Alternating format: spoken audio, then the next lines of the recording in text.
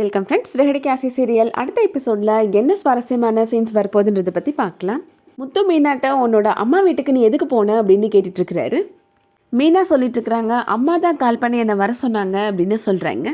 சத்யா மறுபடியும் சிட்டிகிட்டே வேலைக்கு போகிறான், அங்கெல்லாம் போவேன்னு அட்வைஸ் பண்ண சொன்னாங்க அப்படின்னு சொல்கிறாங்க. அதான் அவனை போய் பார்த்து அட்வைஸ் பண்ணினேன், ஆனால் அவன் கேட்கவே மாட்டேன்றான் அப்படின்னு சொல்கிறாங்க மீனா. அப்போ நீயா தானே போன, நான் ஒன்று அனுப்பி வைக்கல அப்படின்னு சொல்கிறாரு முத்து.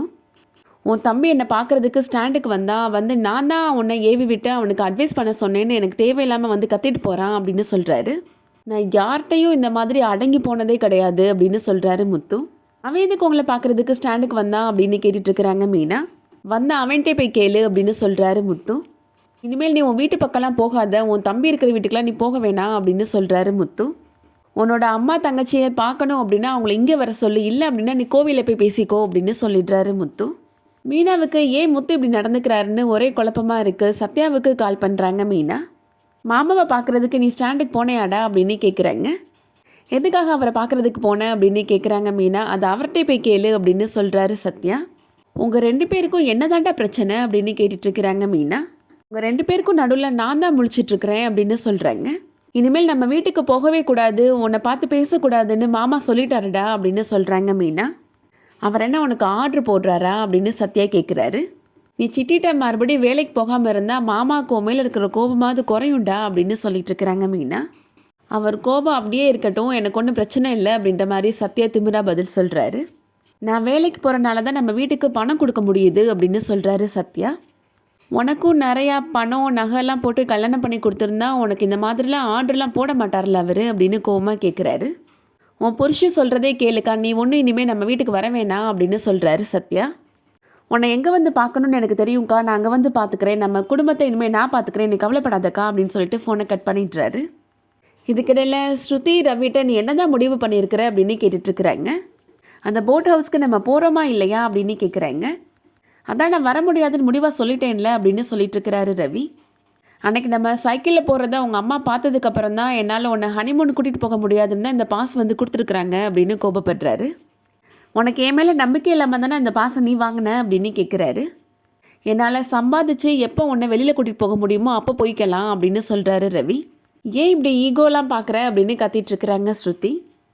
ஸ்ருதியோட அம்மா கால் பண்ணுறாங்க. நாங்களாம் அந்த போட் ஹவுஸ்க்கு போகலாமா அப்படின்னு சொல்லிடுறாங்க ஸ்ருதி. ரவி சம்பாதிச்சு என்னை கூட்டிகிட்டு போகிறதுக்கு 50 வருஷம் ஆனாலும் நான் வெயிட் பண்ணணுமா அப்படின்னு சொல்கிறாங்க.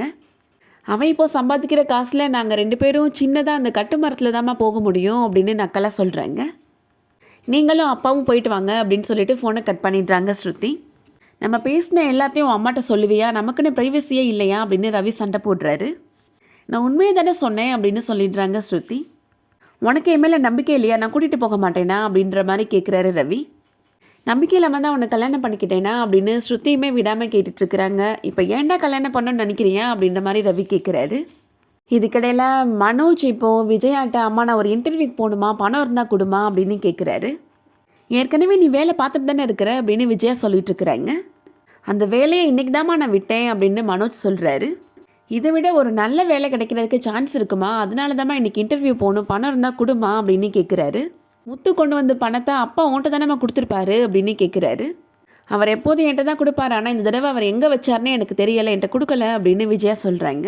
நீ வேலை விட்ட விஷயம் ரோகிணிக்கு தெரியுமா, அவள் என்ன சொன்னா அப்படின்னு கேட்குறாங்க விஜயா. இதை விட நல்ல வேலை கிடைச்சா சந்தோஷந்தான் அப்படின்னு ரோகிணி சொல்லிட்டாமா அப்படின்னு போய் சொல்கிறாரு மனோஜ். என்கிட்டலாம் பணம் இல்லை, நீ வேணா ரோகிணிகிட்ட போய் கேளு அப்படின்னு சொல்லிடுறாங்க விஜயா. இதுக்கிடையில் இப்போது அண்ணாமலையோட ரூமுக்கு போகிறாரு மனோஜ். அண்ணாமலையோட ஷர்ட்டில் ஒரு 300 ரூபாய் பணம் இருக்குது, அது யாருக்கும் தெரியாமல் எடுத்துடுறாரு மனோஜ். அண்ணாமலை இப்போது ரெடி ஆகிட்டு வந்து ஷர்ட்டை பார்க்குறாரு. அதில் பணம் இல்லைன்னதும் விஜயாட்ட நீ ஏதாவது வீட்டு செலவுக்கு பணத்தை எடுத்தியா அப்படின்னு கேட்குறாரு. நான் எதுவும் எடுக்கலைங்க அப்படின்னு விஜயா சொல்லிடுறாங்க.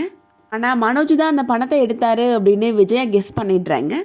அந்த பரசு கூட வெளியில் போனீங்கல்ல, அப்போ ஏதாவது செலவு பண்ணியிருப்பீங்க அப்படின்னு விஜயா சொல்கிறாங்க.